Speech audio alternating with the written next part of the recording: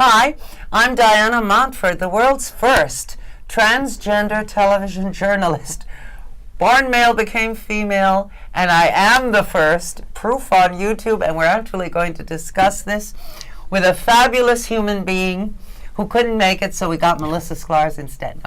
Melissa Sklarz is an historic figure. She is the first woman of transgender experience in New York State politics. And so far she's managed to stay out of jail. How she's done this, I'll never know. They'll never find out. Don't worry, the corruption. No, I'm kidding. She's great. And I love her a lot, and I kid around a lot, but no.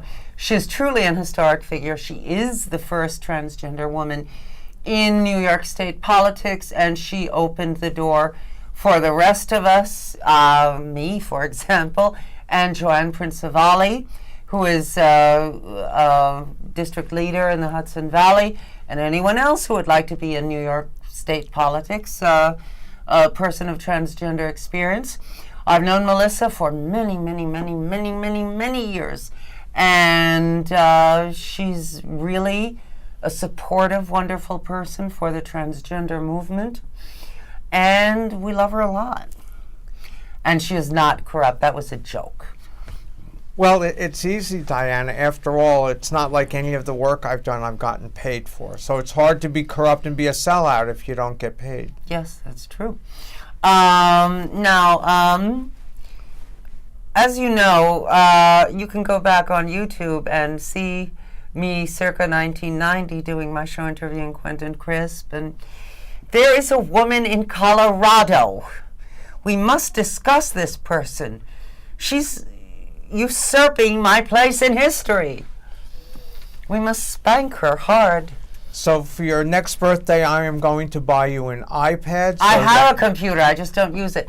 What is this person's name? The Colorado cutie. Her name is Eden Lane. Oh, God, and she she's sounds in like Denver. a stripper, for God's sake, Eden Lane. It's a trashy name. And you can research and Google yourself, and certainly all your viewers certainly don't want to talk about that. They want to talk about the state of our community. But I was on the air starting in 1990, whereas Eden Lane is a Jill come lately, formerly a Johnny come lately, and I am literally the first transgender television journalist ever. Look it up on YouTube. You will see me frizzy-haired and shoulder-padded. Anyway, now, I was on TV when Eden Lane was being toilet trained, and she still doesn't get the hang of toilet training, and that's what makes her so unpopular. Damn it. I'm tired of her shit, aren't you? No, anyway, and you know what to do. You're wondering, how did I get into this show? Yes. I have great news. Governor Cuomo, the governor of New York, Andrew Cuomo, signed a bill. Gender, isn't it? No. What the governor has done is he has signed an executive order. He has given transgender New Yorkers all the civil rights and legal recognition that the gender bill would have given had it been able to get through the state Senate. We've been trying to get the bill through the Senate now since 2002. It has passed the Assembly 8 years in a row. The Senate will not discuss it. They will not bring it to the floor. Is that because it's a predominantly Republican Senate? The majority in the state Senate in New York is Republican. It has 2 Democrats that generally vote with it, both from New York City. Who are they? One is Ruben Diaz Sr., and the other is Simcha Felder from And I used Brooklyn. to like Simcha. I'm really surprised at him. Well, he caucuses with the Republicans. Well, that's shocking. And so what happens is they have the majority, and they have not been able to bring the bill to a floor for a vote, nor has it even gone through the committee. We have asked, begged, pleaded. We have given them a statewide coalition of everyone from every newspaper, unions, faith leaders, police chiefs, college students, to no avail. The bill stays in the Senate year after year with no action taken. But now that doesn't matter because Andrew Cuomo, our governor, signed an executive order. Can that order be repealed? The order can be repealed. It'll be repealed if the next governor it does not have the same worldview as Andrew Cuomo.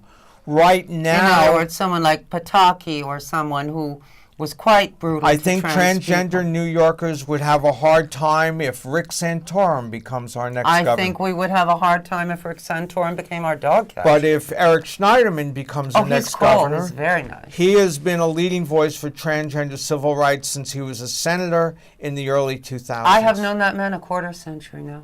Right. So, well, you too, actually. Yes. Actually, I knew you before I knew him. So, the advantage of the governor's executive order includes public accommodations.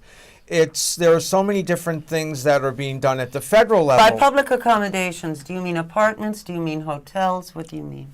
Public accommodations are public spaces that would include all bathrooms, gyms, homeless shelters, the ability to go freely and to be protected as the law of the gender identity that you aspire to.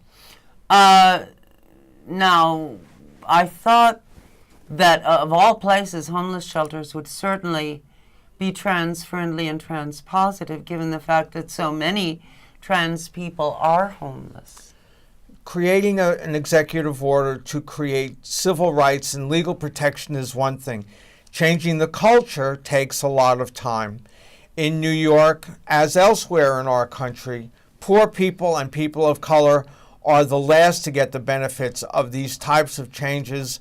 A lot of work has to be done. There's no way to be able to get ahead in New York if you're poor and if you're homeless. There's a new administration led by Mayor de Blasio and his people, and they are working very hard to change the culture. Can you define poor? What do you mean poor? Because poor in New York is not necessarily poor elsewhere.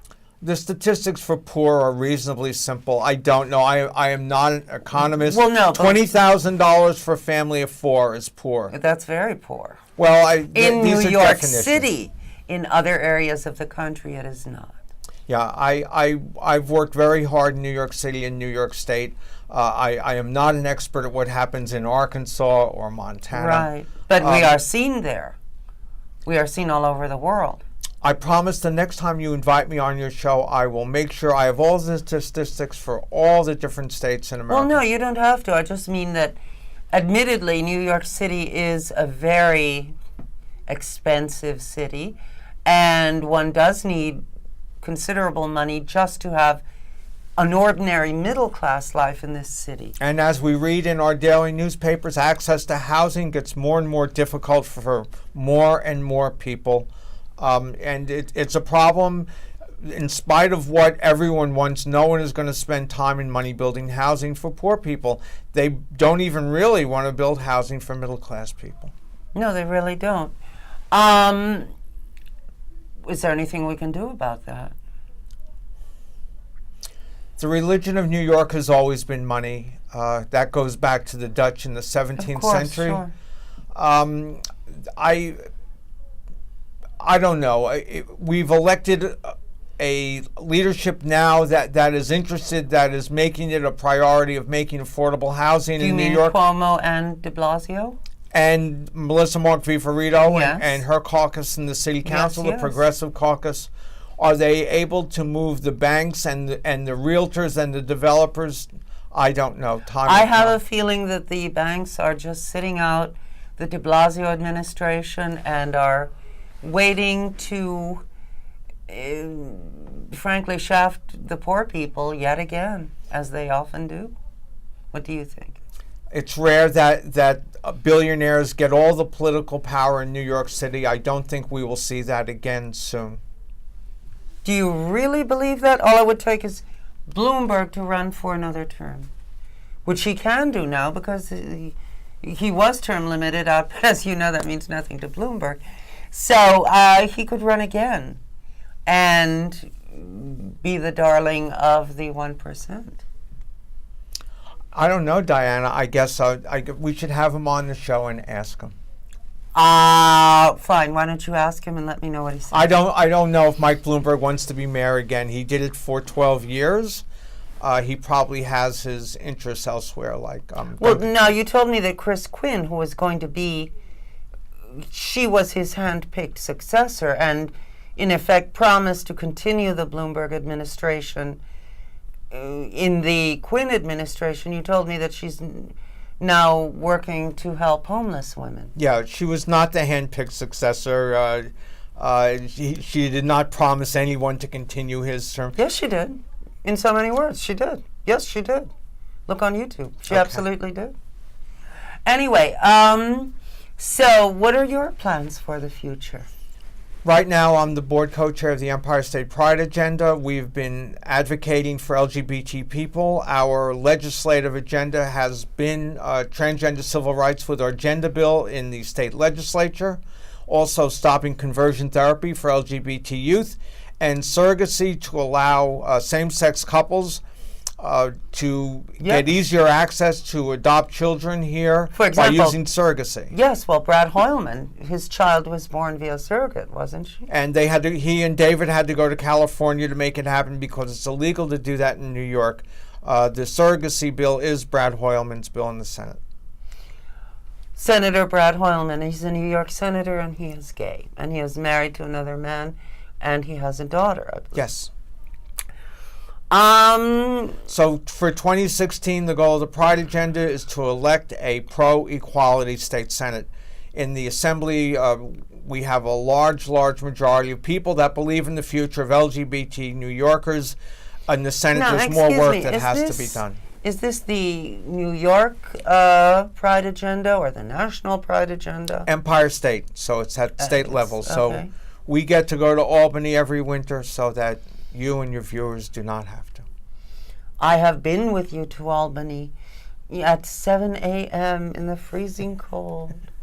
Yes, I remember. One doesn't forget such things.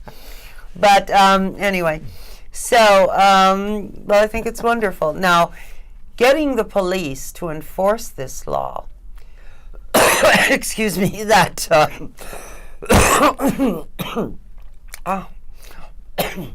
transgender equality.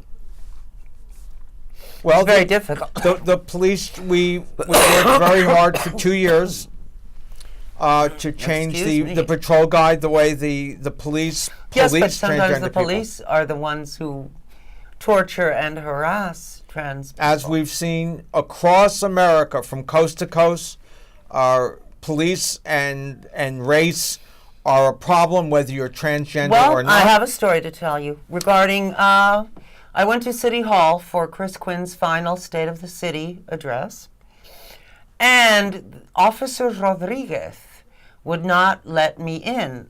I had to get the publicist who had invited me to this to let me in. There was a policeman there, a young Puerto Rican man named Officer Rodriguez. Now, Rodriguez is one of my family names. I'm half Spanish. I smilingly said, "Oh, come on, you wouldn't do that to your own cousin, would you?"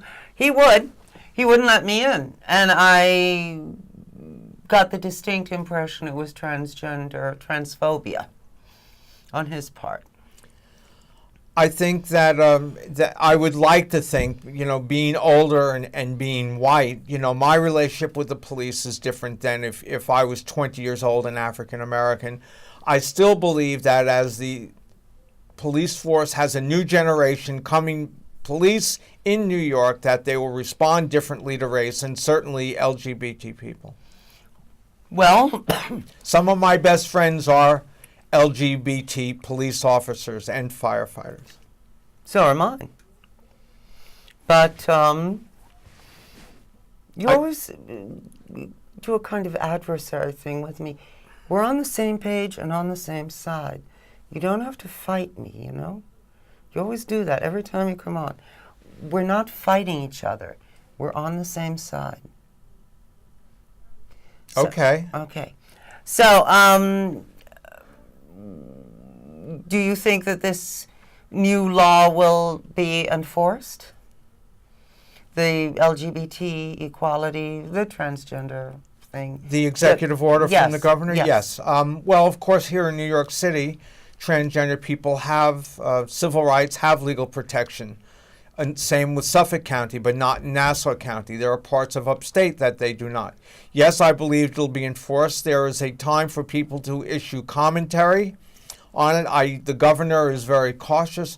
I don't think he would have created the executive order if he didn't make sure it was within the complete guideline with the law as it is written. All they're doing is adding gender identity and gender expression to the pre-existing civil rights law of New York under the heading of sex. It is not rocket science. It is not new or even different. There are the people that always fight against progress, that are unhappy, and if they want to sue the governor over this, I'm sure he's ready for that fight. Would they bother, given the fact that really, how many trans people are there?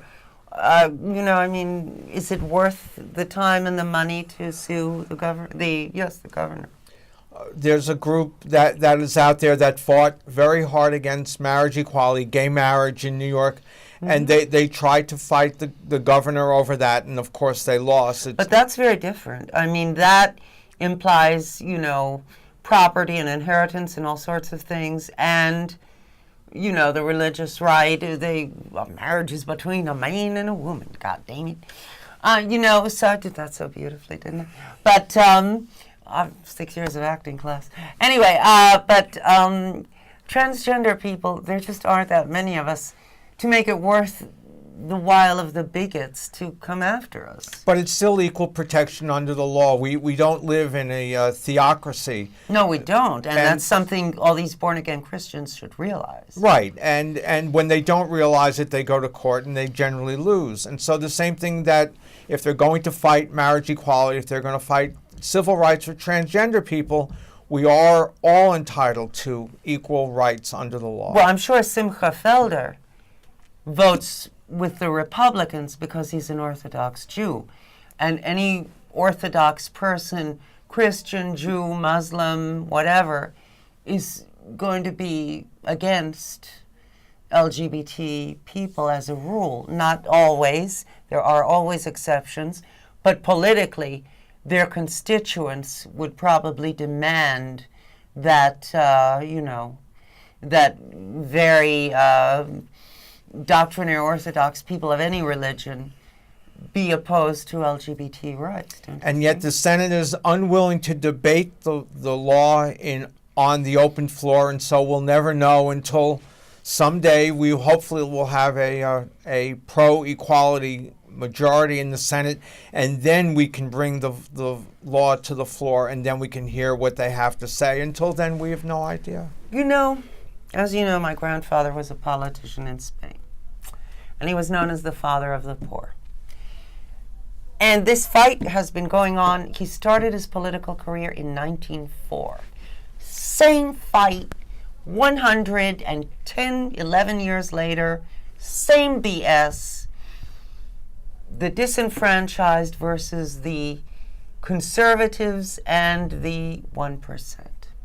The same exact fight that my grandfather fought across the ocean, we are fighting now in Albany. This is sick. Why is it that we never, ever, ever, ever, ever get a break, a place at the table? What's going on? Is it human nature to despise those without money, without the trappings of success?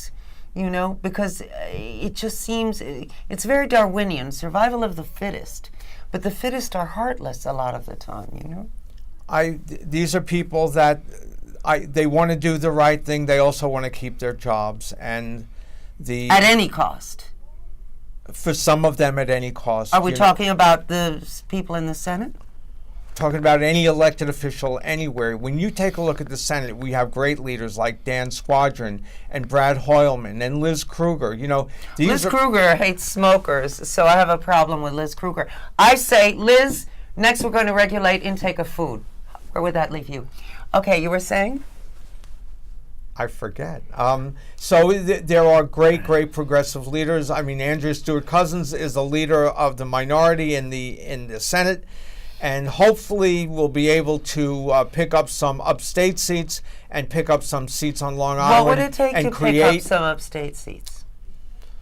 Well, Probably a miracle. I think probably Long Island and Westchester. I think the downstate suburban counties would be ripe. In 2016, we're going to have a strong national ticket. And if, let's say, someone that lived in Westchester County was running for the presidency of the United States, it might help Democrats in New York get out and vote. And when they do that at the top of the ticket, they might go further down the ticket and this way elect a Democratic senator that they may not normally vote for. If you had something to say to trans people out there, not only in New York State, but all over the world, what would you say to them about history, about being on the right side of history, about people like Simcha Felder, who frankly is very nice to me at parties? I don't know what his problem is, I think that the social media revolution makes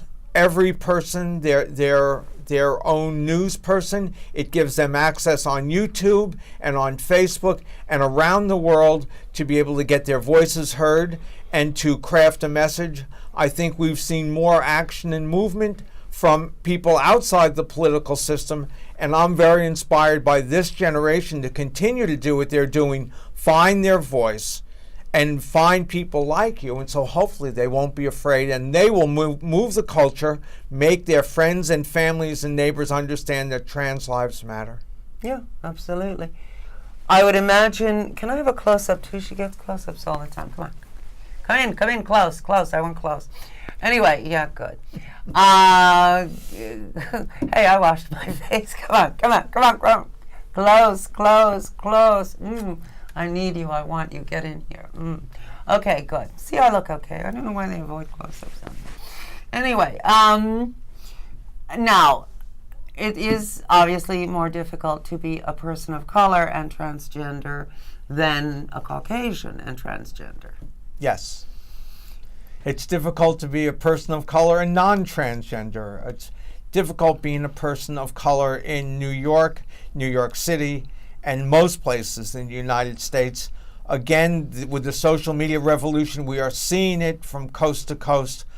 Most recently with the University of Missouri, where the small minority community at that school went on strike and demanded that the president be fired, and he was, included the whole football team, which is also a change in the way jocks and activists come together now and stand together, and that's a result of social media revolution. Yes.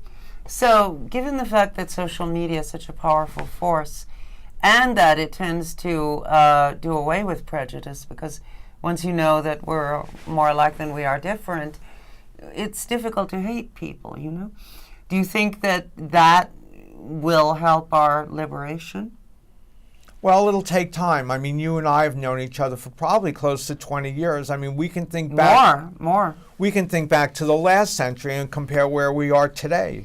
We as a community have done well, and yet it's mostly, with all the fighting and all the victories, it's mostly white people that get all the rewards, and people of color are still fighting for basic things, such as the right for education, the right to employment. You said something very interesting many years ago in an interview. You said that as soon as you transitioned, you lost your white person privilege, your male privilege, your educated person privilege, your privilege, period. Now, you're beautiful and you're not readable. I mean, you're passable, whatever that means, in quotes, passable. So that's really not a big problem for you, is it?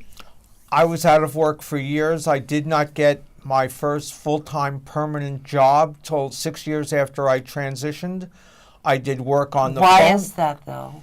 Because back in the 90s, to look different was to be marginalized. But you look different because you look better than most people. Today, we're talking 20 years ago. Today is not 1992.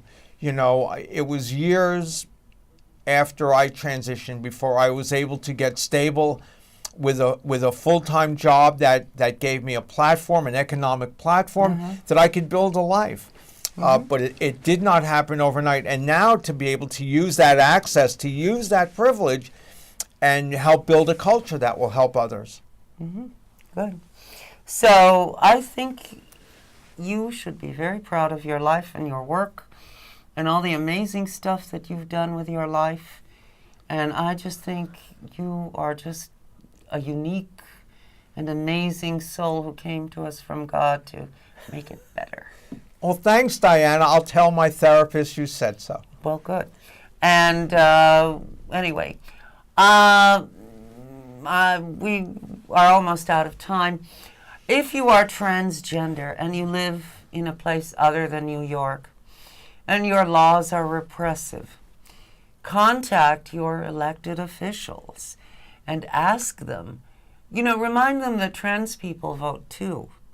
I mean, am I right? You had asked the question before. We live in a state of 12 million people, and figure maybe 1% of those might be under gender identity umbrella. So probably it's 100,000, so maybe 75 to 100,000 people.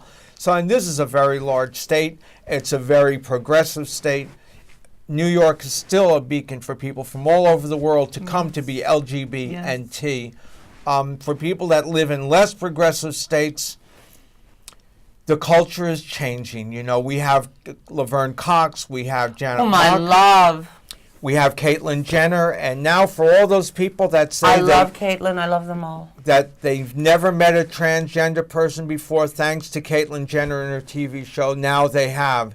And they can start to get an educated opinion instead of one based on ignorance. Caitlyn Jenner has done more for our movement than anyone except maybe Christine Jorgensen. Caitlyn Jenner has done so much for us just because she was this macho ideal. Absolutely. And surprise. You just never know who people are inside. Anyway, my guest has been Melissa Sklarz, the first transgender woman in New York State politics, who got the rest of us, those few of us who are in it. And we love her, and she's great, and I think she's great, and everybody else thinks she's great too. I'm Diana Montford. This has been the Diana Montford Show. I want my close-up, please. This has been the Diana Montford Show. I love you a lot, and I will see you next time. Take good care of yourself. Love you a lot. See you next time.